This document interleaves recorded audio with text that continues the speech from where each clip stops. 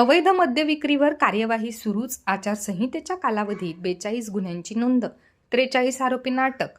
लोकसभा सार्वत्रिक निवडणुकीच्या पार्श्वभूमीवर राज्य उत्पादन शुल्क विभागाने अवैध मद्य विक्रीवर कार्यवाही सुरू केली आहे. आदर्श आचारसंहितेच्या कालावधीत जिल्ह्यात आतापर्यंत 42 गुन्हे नोंदविण्यात आले आहेत. उत्पादन शुल्क विभागाच्या अधीक्षक भाग्यश्री जाधव यांच्या मार्गदर्शनाखाली आचारसंहिता कालावधीमध्ये दिनांक 16 मार्च ते दिनांक 27 मार्च कालावधीत विशेष मोहीम राबवून 42 गुन्हे नोंदविण्यात आले असून 43 आरोपींना अटक केली आहे.